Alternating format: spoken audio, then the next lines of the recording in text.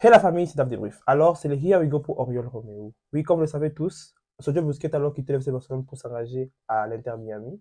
Oui, Oriol Romeo alors qui vient pour, comme alors le départ de Sergio Busquets.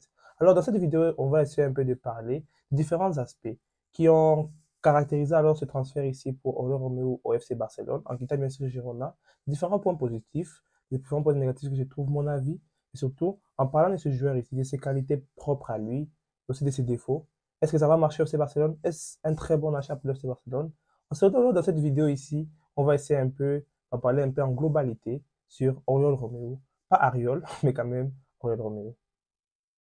Alors, si c'est votre première fois sur cette chaîne, je vous prie bien de bien vous abonner à la chaîne en activant la cloche de notification pour toujours être notifié quand je poste une nouvelle vidéo. C'est vraiment, ça m'encourage vraiment tellement quand vous vous abonnez à la chaîne. Bientôt les 1000 abonnés. Merci beaucoup de suivre ma vidéo. Et c'est parti. Romeo. Présentation. Joueur de 31 ans, évoluant au poste de milieu défensif. Un joueur qui a eu beaucoup de clubs. Il a commencé sa carrière de football aux alentours de 2004-2005. Imaginez-vous, quelqu'un en 2004-2005, ça fait combien d'années où il évolue un peu à un certain haut niveau.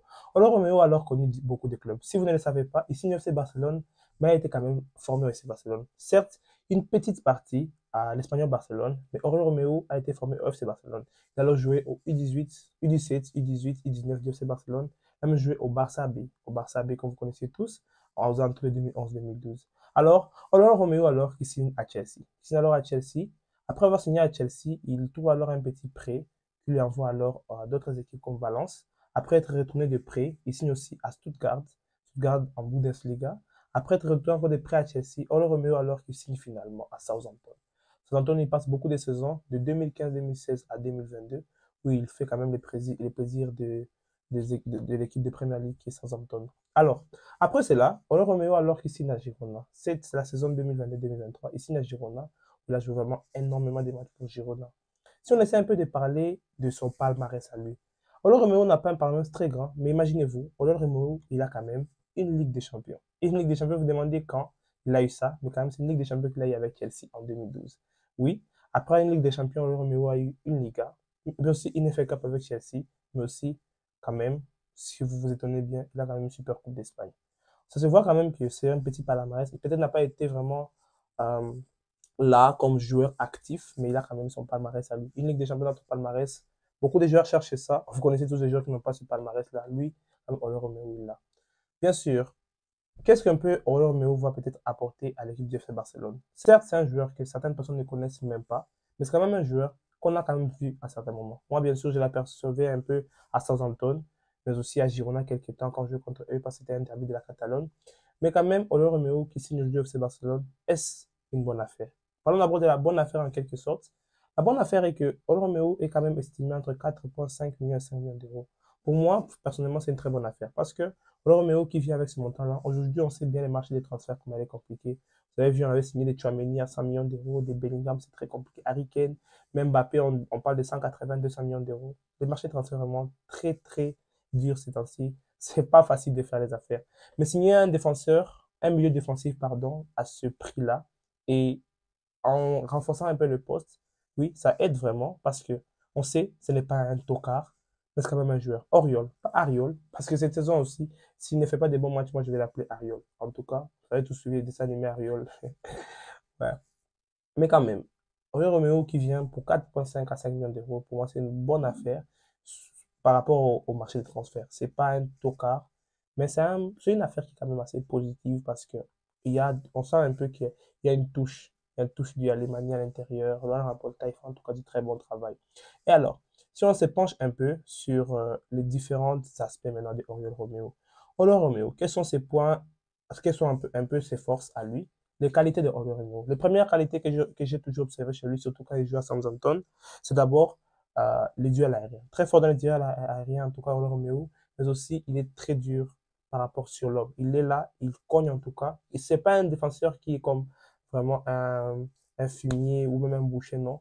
Il tacle proprement, ça vaut ça aussi, mais il tacle avec force. C'est un joueur très rigueux sur l'adversaire, il ne blague pas, il met de l'impact. Et souvent, on a besoin de ça. Au Barça, il y a beaucoup de techniciens, mais la technicité, c'est pas seulement ce qui compte. Il faut aussi ce joueur-là qui est quand même assez rigueux, qui est quand même assez.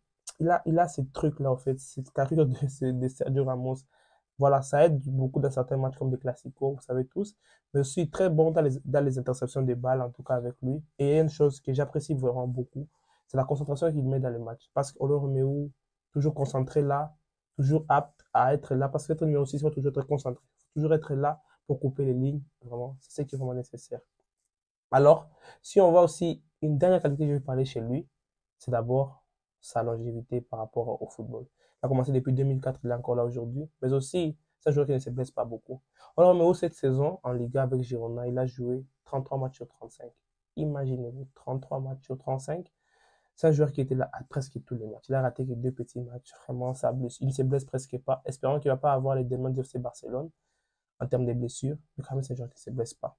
Oui, on va dire l'aspect positif chez lui, dans l'aspect négatif. L'aspect négatif que j'ai remarqué en premier, c'est qu'il n'a pas joué dans des très grands clubs.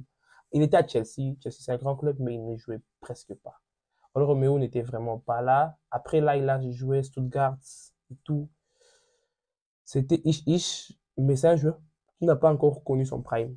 J'ai pas encore vu le prime Romeo. On ne sait pas c'est quand est-ce que son prime. Si son prime va arriver au Barça, si ça sera comment, on ne sait pas son prime.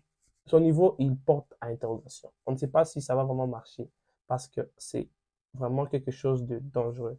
Avoir un joueur comme ça, on ne sait pas vraiment si ça va marcher. Mais quand même, si ça marche, waouh, ça sera vraiment impressionnant de la part de la touche qu'ils ont prise. Mais en tout cas, eu un joueur de cette qualité-là peut vraiment aider beaucoup. Ça, c'est par rapport au point positif et au point négatif. Et maintenant, pour finir, mon avis. Mon avis, cet achat de Romero pour moi, je suis d'accord. D'accord pourquoi?